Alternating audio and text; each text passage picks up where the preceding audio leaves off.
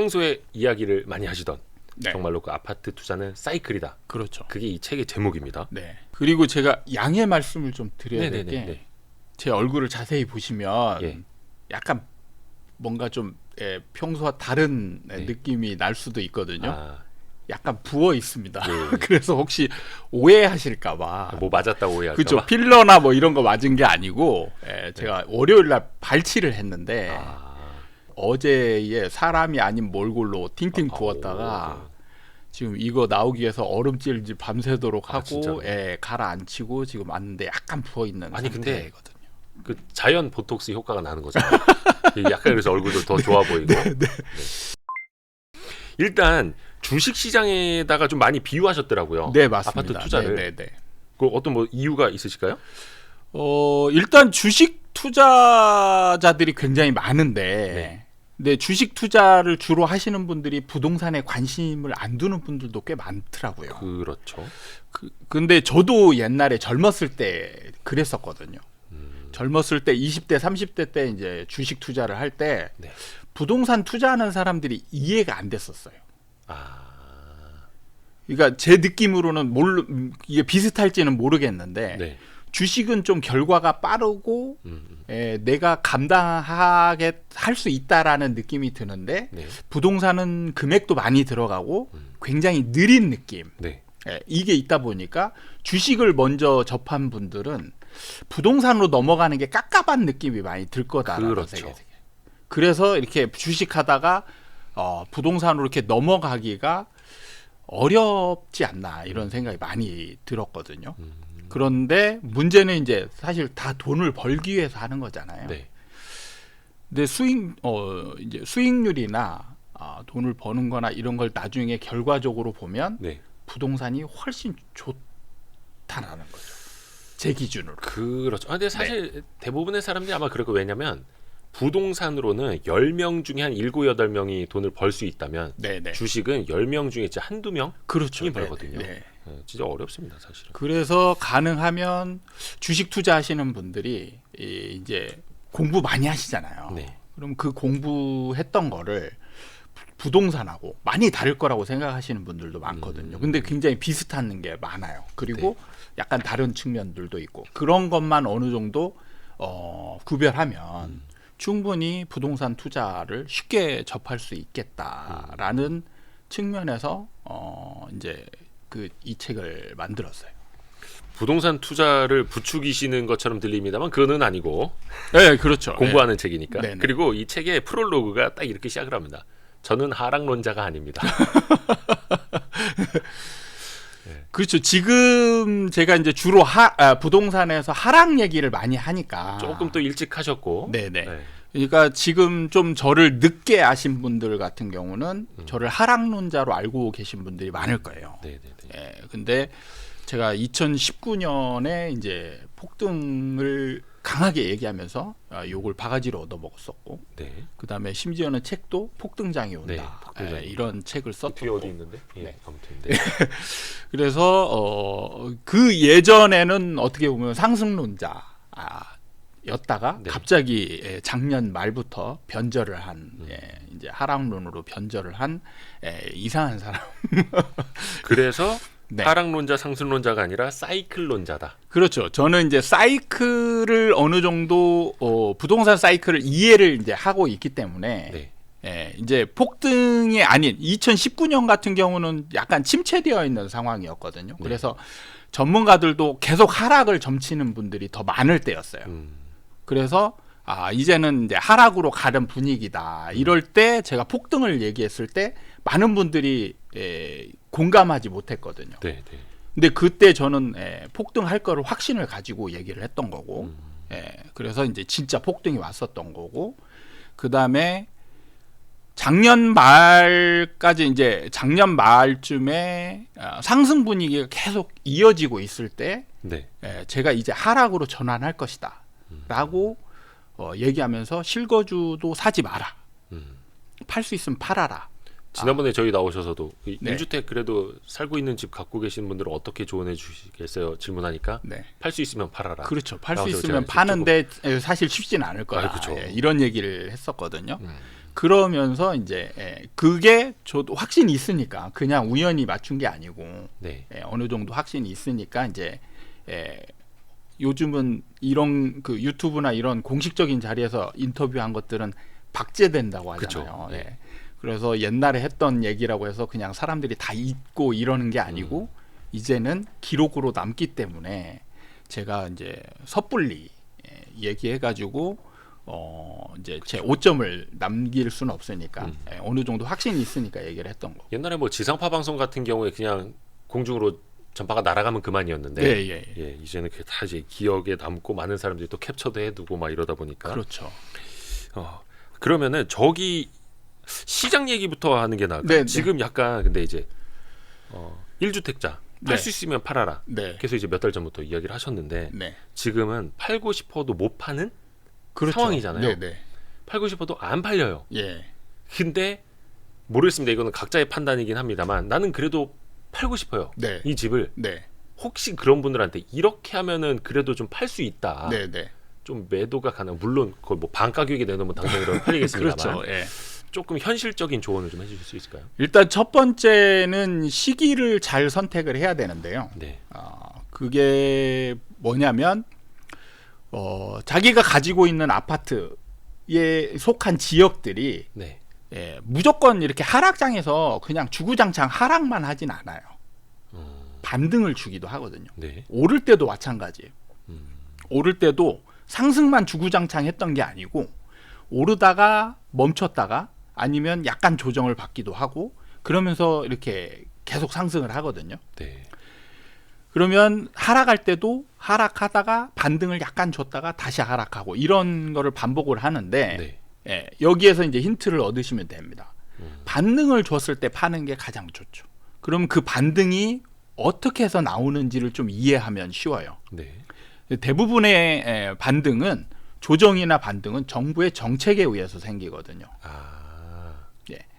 그러니까 지금 정부 같은 경우 보면은 하락을 원하긴 하는데 네. 지금 요즘 보면 규제를 풀어주고 있잖아요. LTV도 뭐 50%가 완화한다. 또 네네. 규제 지역도 좀 하나둘씩 좀 풀어가는 풀어주고 상황. 있거든요. 그래서 보면은 왜 정부가 이걸 풀어주는지를 좀 이해를 해야 돼요. 예. 그러니까 정부는 하락을 바라지만 네. 연착륙, 경착륙을 바라진 않거든요. 네.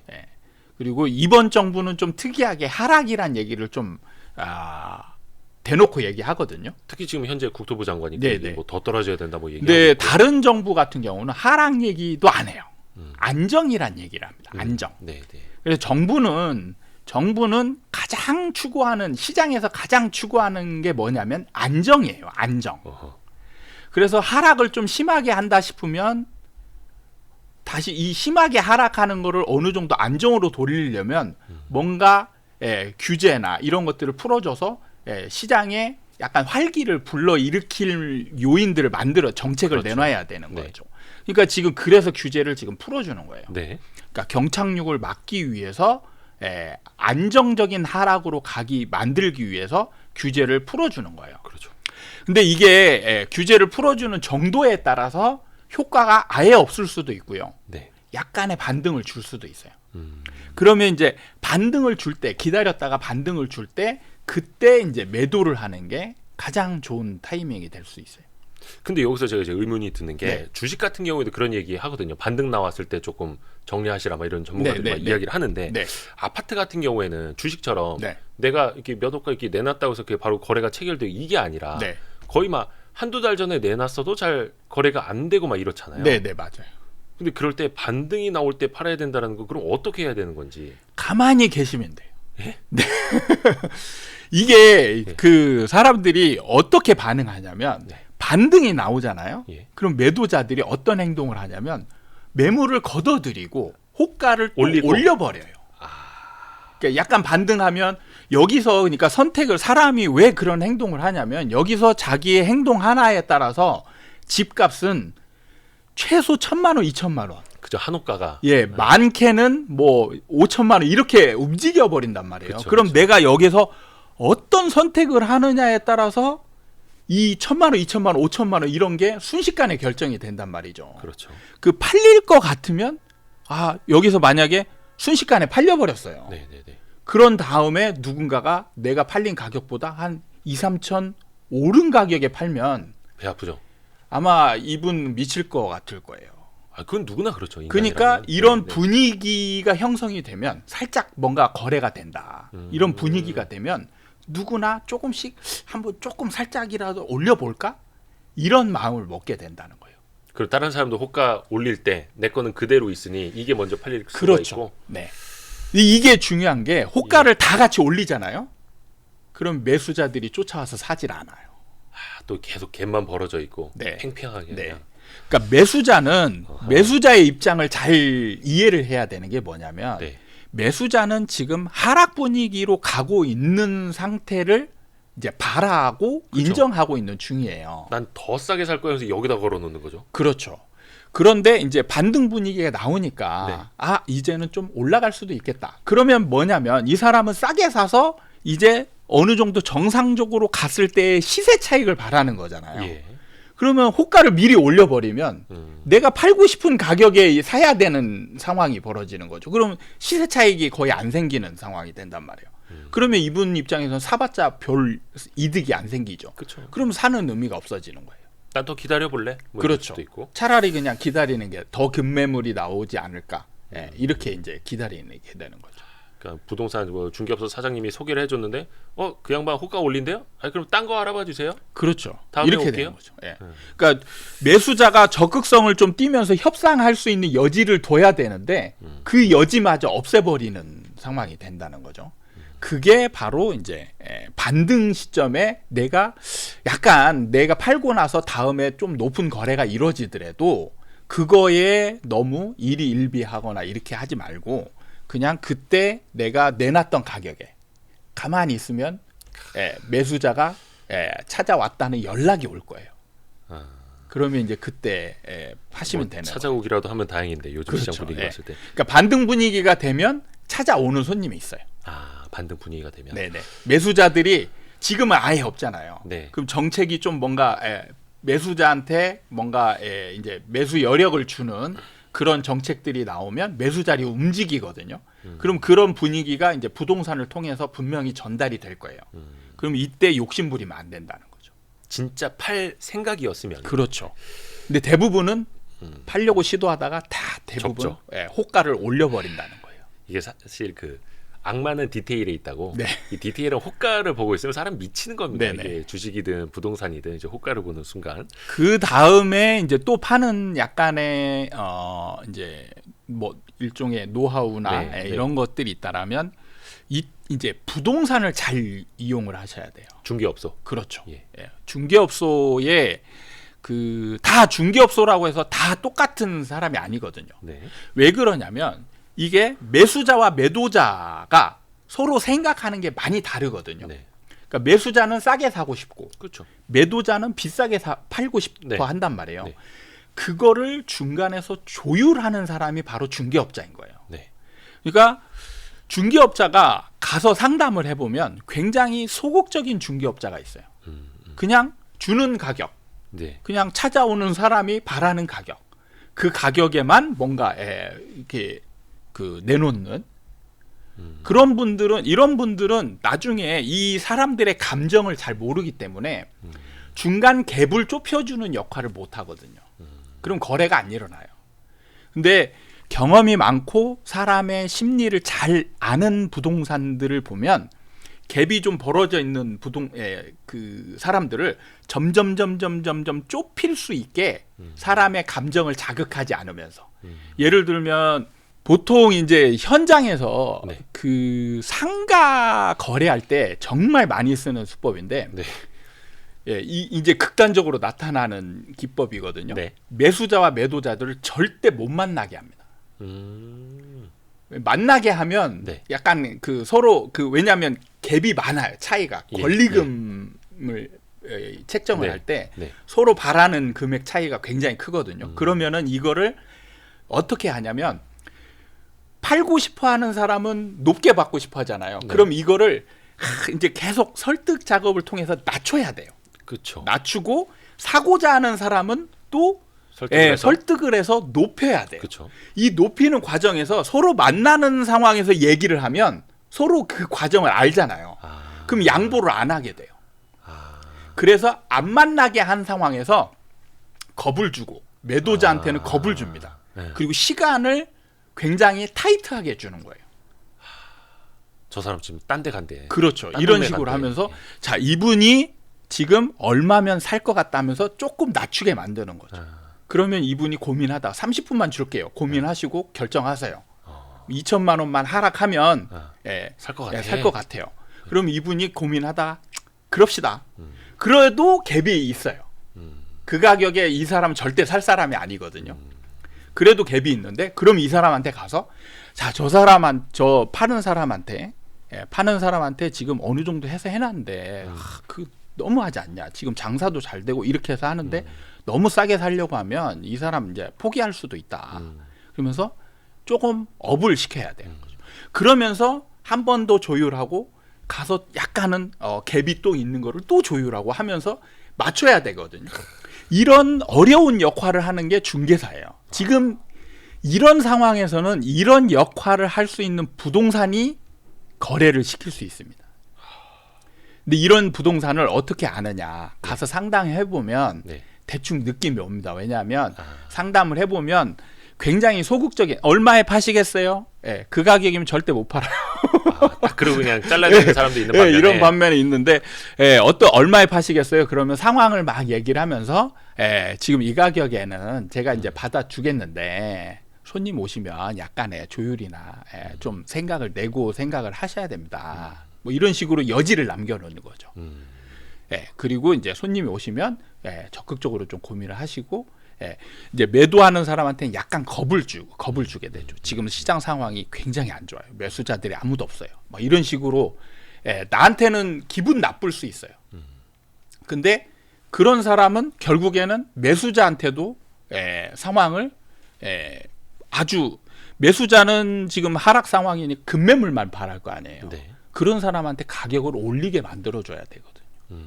그렇게 설득할 수 있는 사람이어야 이게 서로 간의 갭이 큰 거를 원하는 갭이 큰 거를 좁혀서 어느 정도 합의될 수 있는 가격대로 만들어주는 거죠. 그러니까 이런 부동산을 찾아서 이제 의뢰를 하는 게 그게 진짜 단순 중개사가 아니라 그러니까 옛날 말로 그 거간꾼이라고 하지 않습니까? 진짜 그냥 흥정을 이렇게 붙여주는 거죠. 거래가 될 수 있게끔. 그런 사람들이 사실 그게 이제 기술이라는 건데 역시 그 중개업소를 많이 해보셔서 우리 그러니까 나중에 보면 이제 없어질 수 있는 가장 그 AI 시대에 없어질 수 있는 가장 직종 중에 상위권에 있는 게 중개사거든요. 그래요? 공인중개사가요? 네. 그런데 그렇지 않아요. 그럼요. AI가 어떻게 흥정을 붙여줘?